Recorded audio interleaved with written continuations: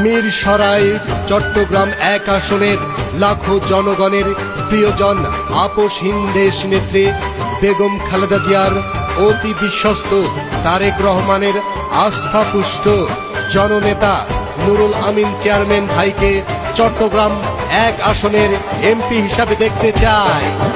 সে যে খালেদা জিয়ার আস্থাভাজন, তারেক রহমানের অতি আপন।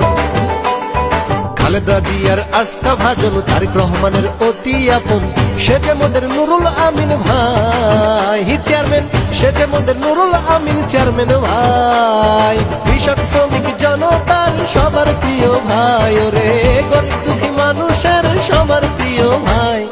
এক আসনের এমপি তাকে চাই, নুরুল আমিন ভাইয়ের বিকল্প নাই। 2018 সালে মিরসরাই ও চট্টগ্রাম এক আসনের ধানের শীষের